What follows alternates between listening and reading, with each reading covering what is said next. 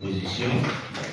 Je voudrais d'abord vous dire merci de votre présence en dépit de la précipitation dans laquelle nous avons adressé cette invitation à cette conférence de presse. Comme vous avez dû le noter, l'actualité politique est exigeante. Nous étions obligés d'intervenir parce que, effectivement, celle-ci est brûlante. C'est une conférence de presse donc qui est consacrée à la situation qui prévaut à l'heure actuelle à la CEI, la Commission électorale indépendante. Et en termes de discours liminaire, je voudrais dire que le processus électoral devant conduire la Côte d'Ivoire, notre pays, à des élections pacifiques, transparentes, démocratiques et crédibles en octobre 2025 est en crise. Crise de légitimité, crise de crédibilité, crise de confiance. Cette crise tridimensionnelle a été illustrée la semaine dernière par la décision du PPACI d'une part et du PDCI-RDA d'autre part de retirer leur confiance à la Commission électorale indépendante. Ces deux parties ont été suivies hier mercredi 16 avril 2025 par deux sorties. Celle du parti au pouvoir dans le cadre de ses rendez-vous hebdomadaires avec la presse et celle du président de la Commission électorale indépendante dans une rencontre qu'il a organisée avec les hommes de Dieu. La sortie du porte-parole du RHDP a été consacrée exclusivement à la situation qui prévaut à la CEI. Considérant d'une part que cette situation est une question d'une brûlante actualité qui parasite le débat politique pour tenter de perturber le processus électoral en cours et le cas échéant justifier leur probable refus d'aller à une élection qu'ils savent qu'ils n'ont aucune chance de remporter. Voilà donc ce qui a justifié la sortie du porte-parole du RHDP. Au regard de l'enjeu de la question, le porte-parole du RHDP a mis à la disposition de la presse une abondante documentation sur l'histoire de la CEI. Ce que nous pouvons noter, c'est qu'il affirme que la CEI n'est ni l'œuvre ni l'invention du pouvoir RHDP. Il affirme d'autre part que la CEI a connu plusieurs réformes depuis sa création en lien avec l'évolution de la situation sociopolitique dans le pays. Et à ce niveau, il a fait référence aux réformes de 2014, de 2019 et de 2020. Je voudrais rappeler que la réforme de 2020 est celle qui guide à l'heure actuelle, de 2019 plutôt, est celle qui guide à l'heure actuelle la composition de la CEI. Il a tenu à souligner de deux traits, c'est lui-même qui le dit, que toutes ces réformes ont été opérées de façon consensuelle à l'issue de discussions entre toutes les parties prenantes. Pour conclure, le porte-parole du RHDP, je le cite encore une fois, rassure que le processus électoral suivra son cours jusqu'à bon port, nonobstant les tentatives désespérées d'opposants déboussolés qui n'ont qu'un seul projet, deux points, faire déraper le calendrier électoral dans le funeste but d'instaurer un régime de transition. Là encore, conclut-il, ils vont lamentablement échapper. Quant au président de la CEI, il a tenu, comme il a indiqué tout à l'heure, à rencontrer les hommes de Dieu, à appeler au secours les hommes de Dieu. a tenté de séduire les hommes de Dieu pour les rallier à sa cause et les utiliser dans son combat contre les partis politiques de l'opposition. C'est une manœuvre détestable de tenter d'utiliser Dieu contre les adversaires politiques. Mais il sait qu'il peut distraire les hommes, mais il ne peut pas séduire Dieu par la malice. C'est une belle entreprise. Le mensonge, la diabolisation des autres ne peut prospérer parce que Dieu nous connaît tous. Et Dieu sait les motivations qui guident l'opposition politique. Elles vont dans le sens du bien commun. Parce que si aujourd'hui nous avons des avancées au plan démocratique, c'est principalement grâce à l'opposition politique. Si lui-même il est aujourd'hui à la tête d'une institution comme la Commission électorale indépendante, c'est grâce au combat des hommes politiques. S'il y a une presse pluraliste, si nous pouvons dans une certaine mesure nous exprimer librement, c'est grâce au combat de l'opposition politique. Et ce que nous entreprenons aujourd'hui s'inscrit dans la mission que nous nous sommes donnée de contribuer à moderniser notre pays, à démocratiser notre pays et à lui donner les moyens d'une bonne gouvernance dans l'intérêt de nos compatriotes. Donc la tentative du président de la CEI de jeter en pâture l'opposition politique ne peut prospérer. Mais tout ce que nous pouvons noter, c'est qu'il s'est engagé dans une voie de combattre l'opposition politique. Et il est allé plus loin dans la volonté de manipulation des hommes politiques, en leur faisant croire que si eux ne sont pas à l'heure actuelle à la Commission électorale indépendante, c'est parce que les hommes politiques de l'opposition l'ont voulu. Et voilà ce qu'il a fait. Qu'avez-vous fait de mal? Parlant du fait que les hommes de Dieu ne sont plus à l'heure actuelle à la Commission électorale. Parce que pour lui, ils ont été exclus injustement alors qu'ils avaient accompli un travail remarquable. Et je voudrais vraiment saluer le travail de notre camarade Bamné Mitra, puisque grâce à lui, j'ai pu accéder donc à ces déclarations du président de la Commission électorale indépendante. Et il conclut en disant, ce qu'on vous a fait, c'est exactement ce qu'on veut me faire aujourd'hui, alors que je suis irréprochable, comme vous le fûtes. Voilà la mission, la raison de cette présence avec les hommes de Dieu. Donc, le président de la Commission électorale indépendante est rentré dans une logique de diabolisation de l'opposition politique, dans une logique de combat contre l'opposition politique. C'est donc dire que nous sommes des adversaires, nous ne sommes plus des partenaires. Ça veut dire qu'il n'est pas là pour servir l'intérêt de tous les partis politiques, mais il s'est mis dans une posture de détruire l'opposition politique, de prolonger le combat du RHDP, de discréditer l'opposition politique dans l'opinion et de faire en sorte que cette opposition-là n'ait aucune chance d'accéder au pouvoir. Face à cette posture, l'opposition politique doit en tirer les conséquences.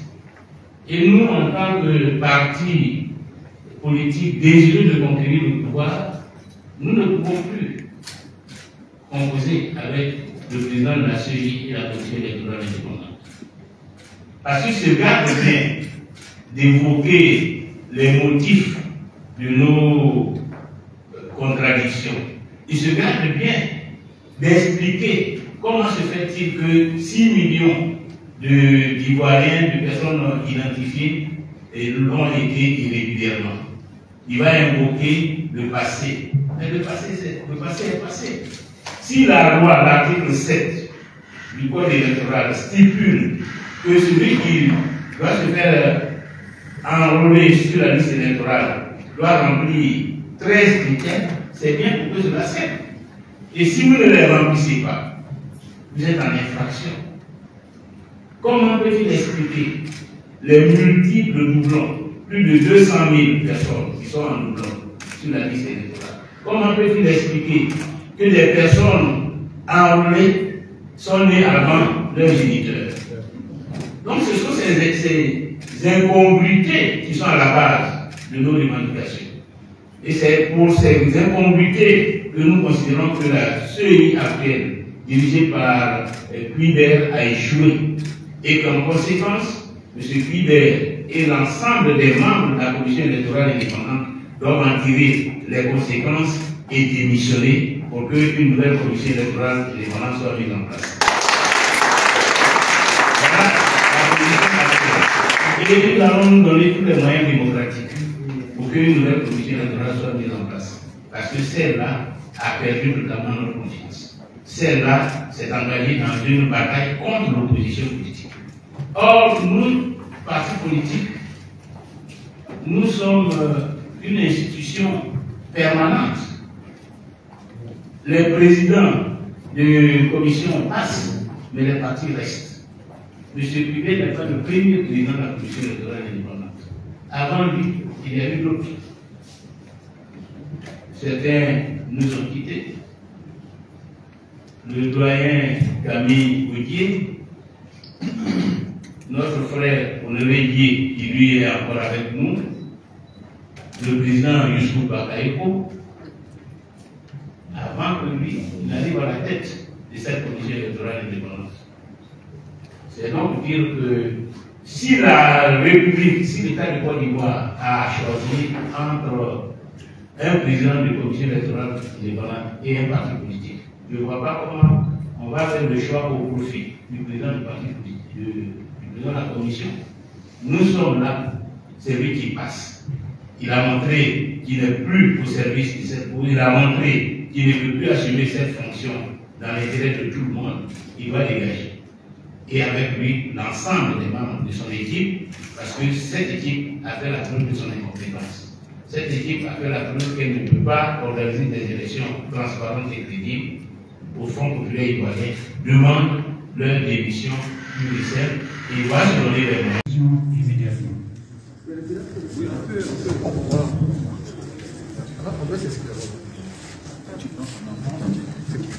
Bonjour Président, je suis Vénan Saka, journaliste pour le quotidien Média.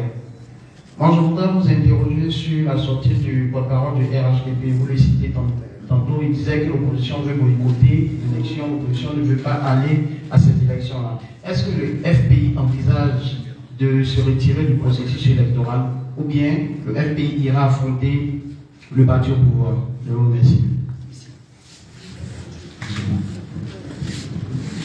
Bonjour Monsieur le Président, je suis Fulbert Yao, je travaille pour le journal d'Expression et le site Info Express. Monsieur le Président, vous demandez la démission du président de la CEI. Et de toute la CEI. Bon, ok. Et de toute la CEI. Je vais particulièrement me focaliser sur le président de la CEI. Quel est le profil pour le la prochaine CEI qui sera mise en place si éventuellement cette CEI démissionnaire? Quel est le meilleur profil que vous, en tant que parti d'opposition, vous souhaitez? Parce que de tout le temps, tous les présidents de CEI qui ont été mis en place, il y a toujours eu des contestations de l'opposition. Aujourd'hui, quel est le profil idéal selon vous pour une personne qui pourrait être nommée à la tête de la CEI? Avant que le président ne réponde aux trois questions qui lui ont été posées, je voudrais, s'il vous plaît, que vous donniez les noms de sorte à ce que nous n'ayons plus de pause de ce genre. Monsieur le Président. Merci. Est-ce que Alain de vous répondre de nom et quel est son sort? C'est la première question. Alain de vous répond de la commission électorale indépendante, parce que même si c'est nous qui l'avons proposé, mais il est au service de l'organisation des élections et de la transparence du processus électoral. C'est donc plutôt du côté de la commission électorale indépendante qui le répond. Quel est son sort? Il aura le même sort que tous les membres de la commission électorale indépendante. Il n'y a pas de distinction. Une équipe a échoué, une équipe doit dégager. Il n'y a pas à distinguer entre ceux proposés par tel ou tel parti. C'est toute cette équipe qui doit dégager. C'est vrai qu'à l'intérieur de cette équipe, certains se sont certainement acquittés de leur mission avec beaucoup de dévouement, peut-être même de compétences. Mais quand une équipe a échoué, elle a échoué. Quand un gouvernement est démis, tous les ministres s'en vont. Ceux qui ont été brillants comme ceux qui ne l'ont pas été. Et donc c'est le cas, et c'est ce que nous allons demander. Parce que cette équipe a perdu la confiance des partis de l'opposition. Or, la confiance est au centre de l'organisation d'élections crédibles, d'élections pacifiques. Si les acteurs n'ont pas confiance, l'élection ne peut pas se dérouler pacifiquement.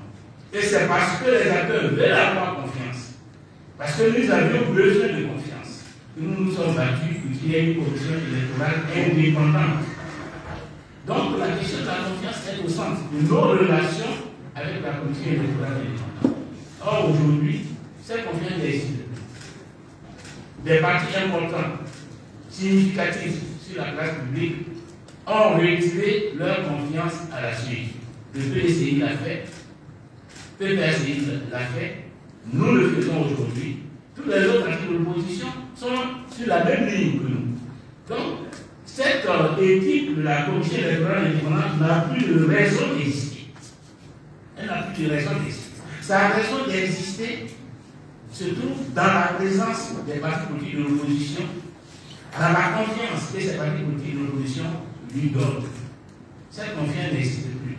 Il s'est mis dans une posture d'adversité. Et pire, il s'est engagé dans un combat pour discréditer l'opposition, pour diaboliser l'opposition dans l'opinion nationale. Comment l'opposition peut-elle faire confiance à un individu qui, à la tête d'une institution censée être neutre, impartiale, et qui s'est engagé dans un combat contre l'opposition? Donc nous tirons les leçons. Que nous ne pouvons plus travailler avec M. Cuillère et son équipe. Et il faut qu'il dégage pour que nous mettions en place une nouvelle équipe. Parce que nous voulons aller aux élections. Et c'est une de la deuxième question. Nous sommes engagés dans les élections et nous irons aux élections, quelle que soit l'adversité qui sera en face de nous. Nous travaillerons à surmonter toutes les adversités parce que nous voulons que cette année soit l'année de l'alternance.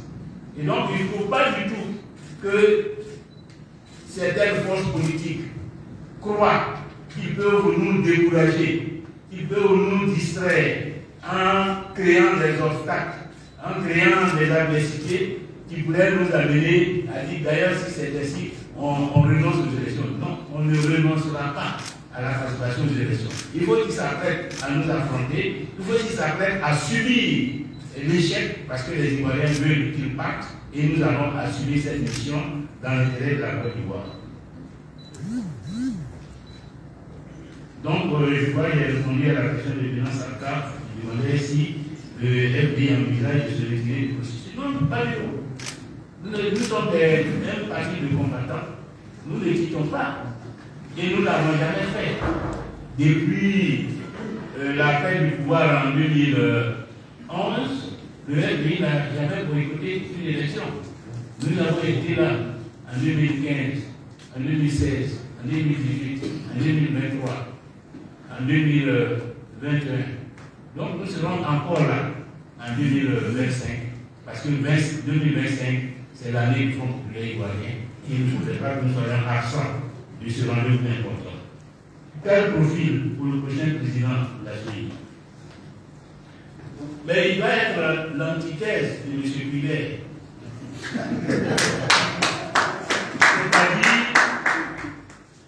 C'est-à-dire un haut cadre, un haut fonctionnaire qui a du respect pour les autres,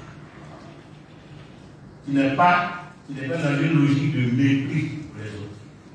Un mépris qui ne repose sur rien. Ne repose sur rien. Parce que les magistrats, il y en a des centaines en Côte d'Ivoire. Et les hommes qui ont acquis plus d'expérience que lui, plus de connaissances que lui, il y en a des milliers. Alors pourquoi cette suffisance, cette arrogance, ce mépris pour les autres? Pour quelle raison? Donc, quelqu'un qui est suffisamment modeste, qui comprend qu'il est à la tête d'une institution pour le bien public, qui va être ouvert à toutes les revendications qui vont lui être présentées, à la différence de M. Hubert, qui n'a l'oreille aux personnes et pour rien, et qui rejette tout, qui ne considère pas les autres. Donc beaucoup d'humilité, moins d'arrogance, qui va être conscient aussi que la commission électorale indépendante est une administration et non une juridiction. Parce que M. Privet se croit à la tête d'un tribunal, d'une juridiction. Il est là pour juger et non pour organiser. Alors quand on ne comprend pas sa mission, quand on reste enfermé dans son métier, alors que vous n'êtes pas à la tête d'un tribunal, d'une juridiction, que vous êtes là pour faire un travail propre, vous pouvez pas vous comporter comme M. Privet, qui n'a même pas honte de présenter à la face du monde une liste électorale avec tel temps d'incongruité. C'est même honteux que la Chine présente une liste sur laquelle il y a des gens qui sont nés avant leurs géniteurs. Et ils n'ont pas honte. Il y a des parents qui ont plus de 50 enfants, des femmes qui ont plus de 50 enfants, des parents qui ont plus de 50 enfants, des mutations scandaleuses, des transhumances ivoires, où plus de milliers d'électeurs d'une circonscription sont transférés dans d'autres circonscriptions et ils laissent passer alors qu'il sait bien que la transhumance est interdite. Qui ne sait même pas qu'il y a des systèmes informatiques qu'on appelle SQL et que si des techniciens ont enrôlé des gens, il faut vérifier s'il n'y a pas d'incongruité dans cette liste. Qui ne fait aucun travail parce que c'est vraiment ça l'arrange. Et qui va livrer ce travail-là à la face du monde. Et qui ose justifier qu'il est irréprochable. Ensuite, quelqu'un qui ne va pas faire comme M. Hubert, entrer en conflit direct avec une partie de la classe politique. Parce que le président de la CEI est au service d'un processus électoral, au service de tous les acteurs électoraux.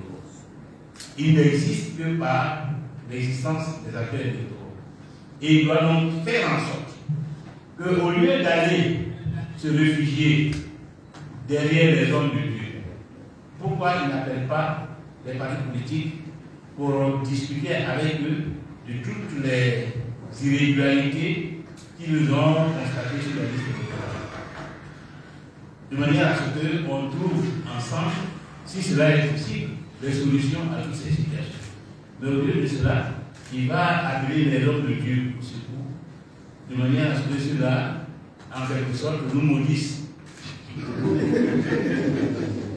ne peut pas nous maudire, parce que nous ne sommes pas des démons. Il ne peut pas nous maudire parce que ce que nous faisons, c'est dans l'intérêt de la Côte d'Ivoire. Et Dieu ne se laisse pas séduire par la malice.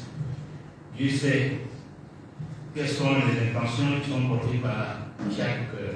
Et donc voilà ce que nous voulons, un président qui soit suffisamment modeste, qui soit suffisamment humble, qui soit mu par la volonté de faire des choses dans la transparence, dans la bonne gouvernance, et qui va faire en sorte que la Côte d'Ivoire puisse connaître des élections pacifiques, parce que nous ne voulons plus une nouvelle crise post-électorale en 2017.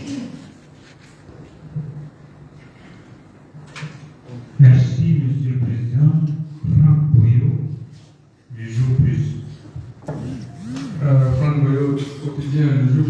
bonjour, Monsieur le Président. Alors, Monsieur le Président, que répondez-vous à ceux qui affirment que vous êtes en porte-à-faux avec vos accusations?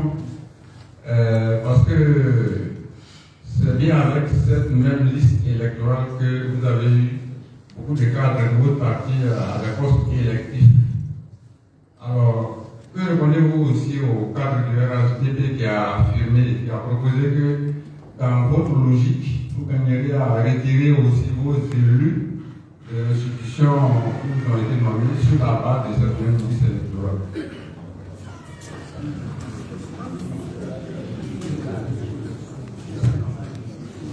Oui. Moussa Kamara, Nassau Presse.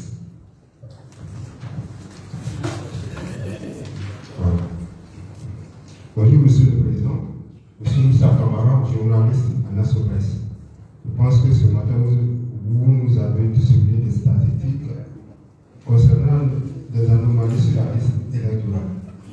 Hier, le président de la CEI était face à un guide religieux et il est revenu sur cette question. Selon lui, c'est les partis qui ont déposé ces anomalies n'ont pas déposé dans la voie légale. Pour lui, il devrait procéder par l'écrit. Et selon lui, c'est ce que la loi demande. Que répondez-vous à ce commentaire du président de la CEI, M. Goubien? Merci. Kelly, voici l'infographe.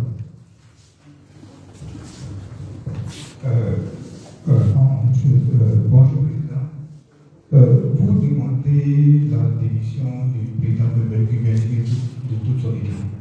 À 6 mois de la présidentielle, voyez-vous qu'une nouvelle équipe en place pourra organiser les élections dans les délais? Ce sera tout pour l'instant, Monsieur le Président. Merci. Alors, effectivement, certains prennent le texte du fait que, à l'occasion des élections passées, les partis politiques d'opposition ont eu des élus dans certaines circonscriptions pour tenter de disqualifier les revendications que nous formulons par rapport à la crédibilité de la CEI. Je pense que c'est une argumentation fallacieuse, trompeuse, parce que ce n'est pas parce qu'il y a eu des élus qu'il ne peut pas avoir de fraude. Peut-être que si la CEI était transparente, crédible, l'opposition aurait 2 fois ou 3 fois plus d'élus. Donc il ne doit pas justifier le fait que l'opposition ait gagné dans telle ou telle circonscription pour dire que tout est parfait, pour dire que tout s'est passé parfaitement, et que nulle part il y a eu fraude, que nulle part des candidats de l'opposition n'ont pas perdu par la fraude. Rien ne le justifie. Et d'ailleurs, on l'a vu à l'occasion de ces élections, dans ces circonscriptions où on a été obligé de reprendre d'autres circonscriptions où il y a eu des violences, comme à Bassam, à l'occasion des dernières élections municipales. Donc, nous voulons que tous les candidats de l'opposition qui méritent de gagner gagnent. Mais pas seulement ceux qui sont débrouillés pour surmonter les situations de fraude. Donc il ne faut pas du tout s'appuyer sur ces situations pour tenter de discréditer cette revendication. Alors, vous dites, j'ai dit que c'est toute la CEI qui doit partir. Pour nous, il y a une CEI avec un président et toute l'équipe est comptable des défaillances de la CEI. Ceux qui y ont participé objectivement, comme ceux qui ont assisté passivement au dérapage.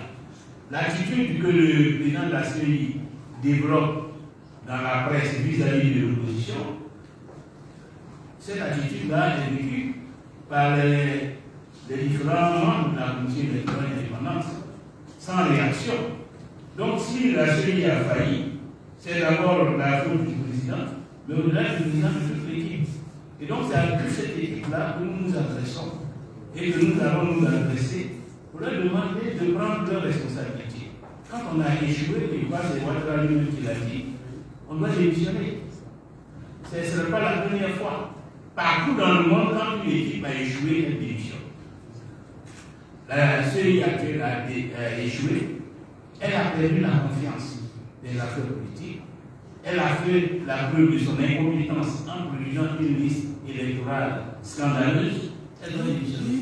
Voilà les raisons pour qu'on mette en place une nouvelle équipe. Alors vous dites, monsieur Voici, est-ce qu'en 6 mois, cela est possible? Mais dans tous les cas, il faut cela plutôt que d'aller à des élections conflictuelles. Il faut que nous mettions en place une nouvelle CEI selon des règles consensuelles, comme nous l'avons toujours fait, bénéficiant de la confiance de tout le monde, de manière à garantir des élections pacifiques. Mais on ne peut pas prendre prétexte du délai pour conduire la Côte d'Ivoire à une nouvelle crise. Nous avons à choisir entre le délai et la paix. Et je pense que le choix ne devrait même pas faire l'objet du débat. Nous devons choisir la paix. Et la paix pour 2025, c'est que c'est celui-là cède la place à une nouvelle vie. Alors, Moussa Kamara dit l'individuel ni de faire des réclamations par écrit selon la loi. Nous ne sommes pas à ce niveau. Ce n'est pas le fait qu'il n'ait pas accepté les nombreuses réclamations que nous avons faites. Ce n'est pas ça qui justifie notre demande. C'est vrai que cela participe, puisqu'il montre par là qu'il n'est pas ouvert. Nous avons observé des irrégularités. Un président de CEI qui veut véritablement être au service de la paix, au service de la transparence des élections, la première chose aurait été même de nous recevoir le plus rapidement possible pour que nous lui expliquions ce que nous avons découvert, afin que lui-même puisse vérifier si notre découverte est avérée et voir ce qu'il y a à faire pour corriger ces irrégularités.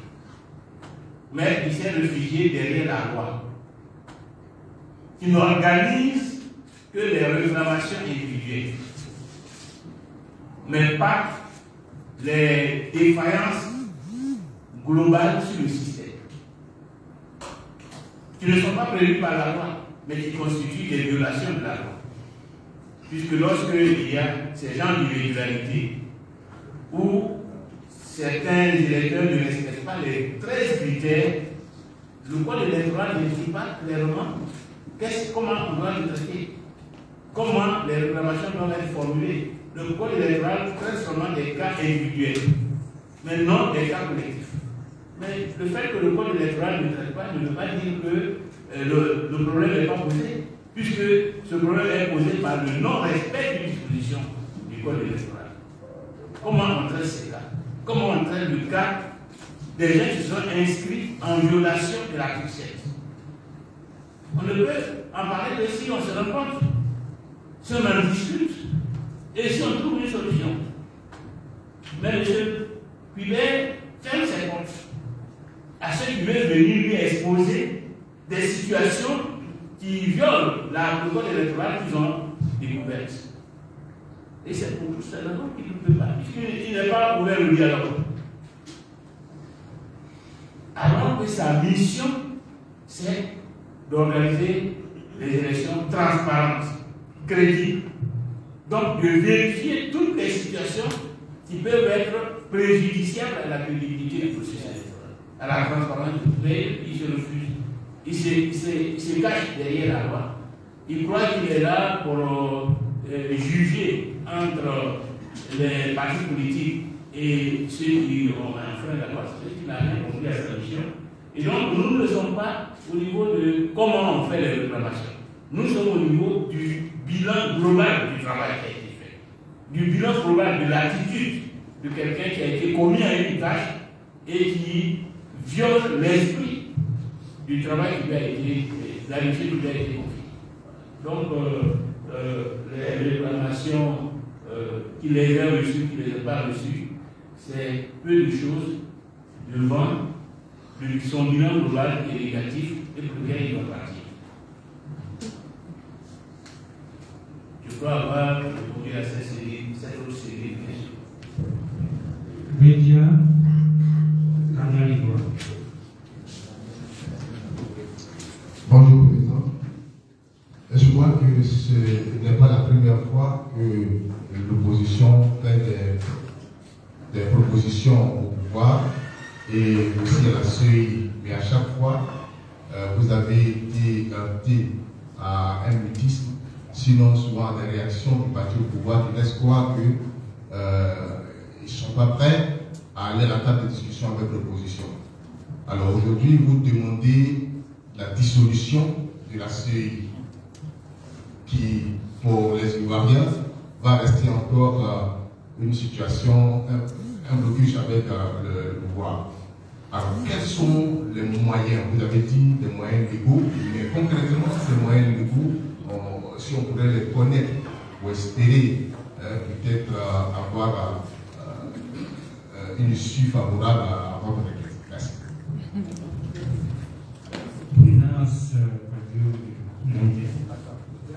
Président, excusez-moi de revenir.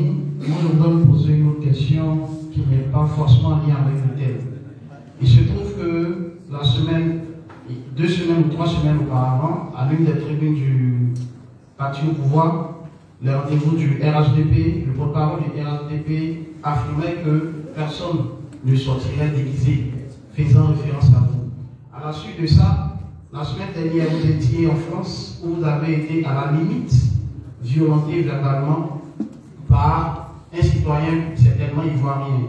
Face à cette montée en puissance de la violence, pour le moment verbale, quelle est donc la position du FPI que vous représentez et la vôtre face à cette situation?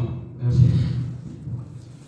Je rectifie, c'est Venance AK et non Venance Quatio. L'Inde. Monsieur le Président.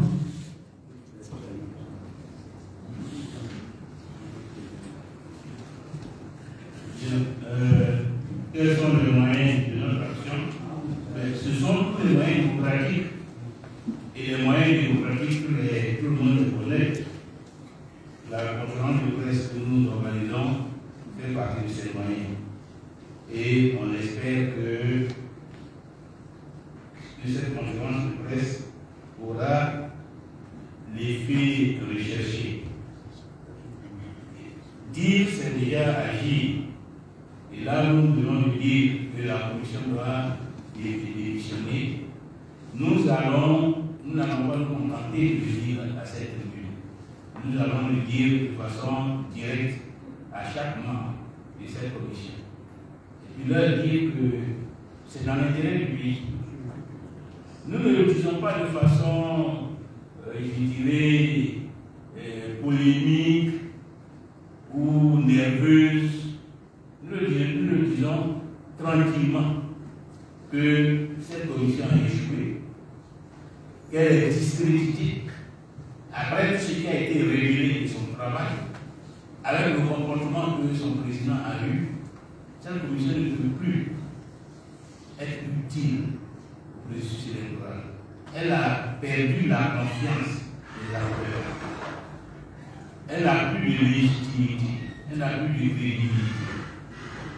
Quand on est dans une telle situation, la moindre des choses, c'est de démissionner. Et je suis persuadé qu'il y a des hommes et des femmes de dignité, de responsabilité dans cette commission pour comprendre que la meilleure attitude, c'est effectivement de partir, de ne pas s'associer à tout ce qui pourrait advenir par la suite. Ça, c'est ce que nous allons faire. Parce que notre problème, ça va être assuré. Et si cela ne marche pas, nous allons trouver à notre méthode démocratique, toujours pacifique, toujours. pour nous faire entendre et contenir la démission de tous les membres de cette commission. Alors, les menaces émanant du RHDP, du genre personne ne s'est déguisée, personne n'est sorti déguisé. S'il fait allusion à ma modeste personne, je suis jamais sorti de ce pays déguisé. Même lorsqu'ils ont pu le voir dans le feu de 2011, dans les bombardements, dans les morts, plus de 3000 morts, ils accèdent au pouvoir, ils n'ont pas vu en train de fuir. Je suis resté. Ils m'ont arrêté, transféré à Bouna. Nous sommes là face à face. Même le président Barbeau, qui nous ont transféré à la CPI, il est là, aujourd'hui, en face d'eux, pour montrer la vanité de ce genre d'option politique. Utiliser la violence pour tenter de s'imposer. Nous allons retrouver toujours ces adversaires en face de nous. Et vous ne savez pas alors comment les traiter. Donc aujourd'hui, la situation que nous vivons est liée à ce genre de discours ou à ce genre d'intention, en pensant que la violence peut permettre d'avoir la même mise sur la Côte d'Ivoire, de tétaniser tous les Ivoiriens, de soumettre tous les Ivoiriens. Non, ça ne marchera pas. Ça n'a pas marché hier, ça ne marchera pas aujourd'hui, ni demain. Nous sommes là, nous avons fait le choix de servir la Côte d'Ivoire. Nous avons fait le choix de faire don de notre essor. Et beaucoup nous ont précédés. Sous les balles de ceux qui sont là aujourd'hui. Mais la Côte d'Ivoire continue de se battre. Parce que nous devons libérer ce pays de la dictature. Nous devons libérer ce pays de ce genre de discours, de ce genre d'individus qui n'ont que la menace, qui n'ont que le meurtre dans la bouche. Donc, nous continuons de nous battre. Et je voudrais vraiment lancer un appel à tous les Ivoiriens. Parce que l'année que nous entamons là, cette année est cruciale. L'avenir du pays dépend de nous tous. Nous ne pouvons pas continuer à subir la dictature d'un grand. Et la fin de cette dictature dépend de nous, de notre mobilisation. Face à la mobilisation du peuple, aucune dictature ne peut subsister. Or, nous avons besoin de mettre fin à la dictature pour que la paix règne dans ce pays, pour que la Côte d'Ivoire se réconcilie avec elle-même.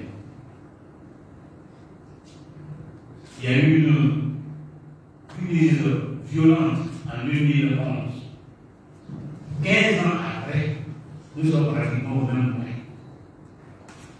Parce que nous n'avons pas la tête du pays des gens qui aiment ce peuple, des gens qui veulent servir cette nation, des gens qui veulent contribuer à construire l'unité nationale, la cohésion sociale. Si nous ne nous battons pas, peut-être un jour notre pays n'existera plus. Si nous ne nous battons pas, les souffrances vont se poursuivre. Les arrestations arbitraires, comme celles que nous avons vécues avec les syndicalistes, tout simplement parce qu'ils demandaient des meilleures conditions de vie, avec les étudiants. Si nous ne nous battons pas, les planteurs n'auront jamais un revenu correspondant au fruit de leur labeur. Nous n'aurons pas un système éducatif qui permette à nos enfants de trouver demain un emploi et à la Côte d'Ivoire d'avoir les ressources humaines qu'il lui faut pour son développement. L'espérance de vie va reculer encore. 15 ans après, sera une durée de 3 ans. Si nous ne nous battons pas, nous ne pouvons pas changer tout cela. Si nous ne nous battons pas, nous ne pouvons pas libérer la Côte d'Ivoire de l'endettement qui absorbe aujourd'hui 80%, plus de 80% de nos ressources propres. Bien qu'on n'aura plus d'argent ni pour payer les fonctionnaires, ni pour construire les écoles ou les centres de santé. C'est pour faire tout ça que nous devons avoir des élections transparentes.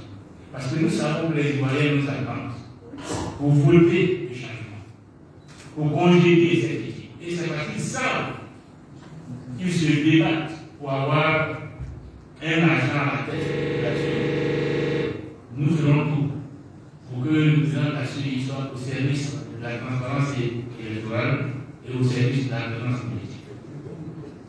Donc, nous n'avons pas peur d'avoir de la violence, pour être plus précis. Nous n'avons pas peur. Si nous pourrons nous intimider par cela, c'est bon. Nous n'avons pas peur. Nous n'avons pas peur parce que nous le faisons pour la Côte d'Ivoire. Nous n'avons pas peur parce que nous avons une mission pour ce pays. Et face à cette mission, nous restons debout. Nous ne reculerons pas.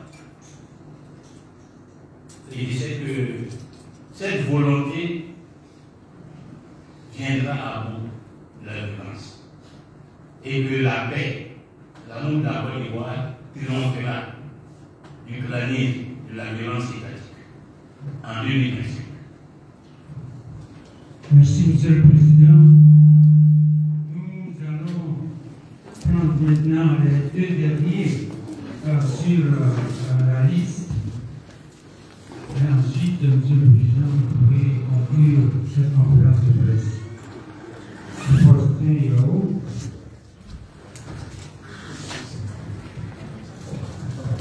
Merci, Monsieur le Président. Je suis Faustin Yao, je représente le journal Liberté. J'ai une toute petite question. Monsieur le Président, vous avez annoncé, vous avez demandé pardon, le départ de M. Cubier et son équipe, et vous avez dit que vous vous donnerez tous les moyens démocratiques pour obtenir le départ du président Nasseri et son équipe. Alors, vu que le parti politique que vous représentez fait partie désormais de la coalition CAP Côte d'Ivoire, coalition pour l'alternance pacifique, je voudrais savoir si vous avez proposé donc des actions au sein de cette coalition, ou bien votre parti, le FPI, va porter donc, cette démarche de façon unilatérale. Merci, Monsieur le Président. Yao, l'Info Express. Bonjour, Président, je reviens pour une seconde question, mais un peu pas sur la CEI. Mais vos rapports avec le président Gbagbo, il voudrait savoir à quel niveau ça se trouve. Parce que je vois que ça va, on joue bien maintenant. Il y a une délégation qui est allée au rassemblement à Dabo. Si je me trompe aussi, vous pouvez me... Monsieur le Président, voilà. C'est donc la dernière question. Bien, je crois que M. Yao a lui-même répondu à la question. Il a affirmé qu'il voit que ça va bien rester. Donc il n'y a pas grand-chose à ajouter. Quant à Faustin, est-ce que nous allons travailler dans le cadre du CAP? Bien sûr, évidemment, nous allons travailler dans le cadre de la coalition pour la finance pacifique, et peut-être même au-delà, puisqu'il y a un certain nombre de partis qui ne sont pas membres de cette coalition, notamment le PPACI. Mais aujourd'hui, vous constatez que nous partageons les mêmes objectifs. Nous voulons les mêmes changements au niveau de la CEI. Et donc, au-delà des organisations auxquelles nous appartenons, nous pouvons avoir une unité d'action. Nous pouvons nous mettre d'accord sur un calendrier d'action. Parce que c'est ça qui est important et c'est ce que nous allons déployer dans les jours à venir. Comment nous faisons étant donné que nous sommes en phase sur les objectifs à poursuivre, comment nous mettons en place un calendrier d'action démocratique, pacifique, pour atteindre le résultat que nous cherchons. Et je suis sûr que ce ne sera pas la tâche la plus difficile, parce que nous sommes tous désireux d'opérer le changement. Donc, les cadres auxquels nous appartenons ne constitueront pas du tout un obstacle. Parce que ce qui est important, c'est de partager l'objectif, c'est de partager l'ambition. Et l'ambition de démocratiser le pays, c'est une ambition partagée. L'objectif d'avoir une commission électorale indépendante pour organiser des élections transparentes en octobre 2025, c'est un objectif partagé. Donc, de mon point de vue, rien ne se posera à ce que nous nous retrouvions dans les actions futures pour amener la CEI à dégager cette CEI actuelle et faire en sorte que nous ayons une nouvelle CEI qui soit consensuelle, qui soit digne de confiance pour les élections d'octobre 2025, auxquelles je voudrais encore rappeler et réaffirmer que nous serons présents pour la remporter. Je vous remercie. Merci infiniment, Monsieur le Président. Il est 12h56. Eh bien, cette conférence de presse, mesdames et messieurs, est maintenant achevée. On se posait bien la question sur le cas du FPI après la sortie du PPACI et du PDCRDA. Et là, nous avons eu la réponse de Pascal Afingessa qui lui demande directement la démission de toute la commission électorale indépendante. Et il dit que, bien évidemment, que celui qui représente le FPI sera aussi frappé par cette même demande-là. C'est très bien, c'est bien. Parce que nous avons demandé cela et quand c'est fait, il faut le féliciter.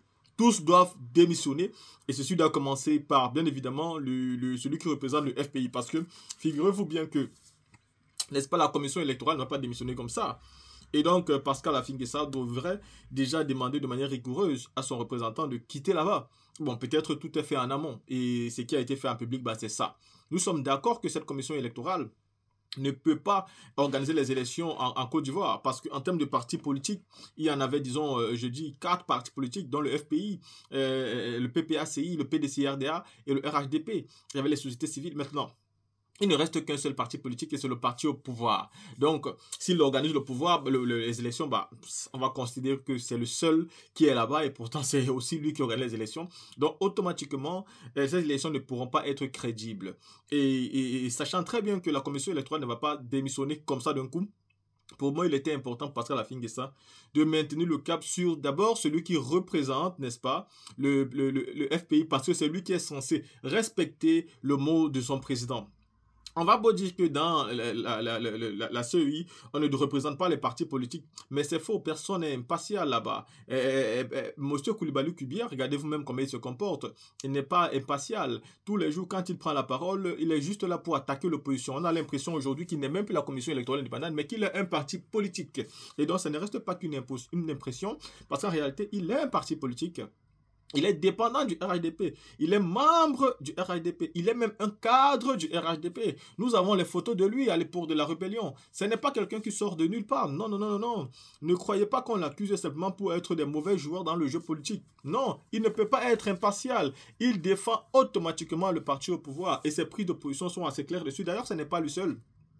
Quand ce n'est pas lui qui défend le parti au pouvoir par ses prises de position et qui attaque directement l'opposition, bah, ce sont les cadres du parti au pouvoir qui viennent sur les plateaux de télé et qui défendent la CEI. En réalité, quand on accuse la CEI de ne pas être indépendante, un cadre du RHDP qui vient et vous dit en 2010 est-ce que la CEI était indépendante, bah, ça veut dire qu'il reconnaît que la CEI n'est pas indépendante. Et pourtant, nous ne sommes pas en 2010, nous sommes en 2025, c'est-à-dire 15 ans plus tard. On s'en fout de ce qui s'est passé en 2010. C'est pour ça que vous avez porté les armes. C'est pour ça que vous avez dit que ce n'était pas bien fait. Et donc, quand vous venez, vous devez servir quelque chose d'autre. Et vous ne devez pas avoir comme excuse, est-ce qu'il y avait mieux avant? Peu importe s'il y avait mieux avant ou pas aujourd'hui, qu'est-ce qu'il y a? Si, parce qu'il n'y avait pas mieux avant, alors aussi il n'y a pas mieux aujourd'hui, ça veut dire que l'opposition a raison. Il faut donc une révision de la liste électorale, une audit, mais surtout une démission de tous ceux qui sont membres aujourd'hui de la commission électorale indépendante. C'est aussi simple que ça.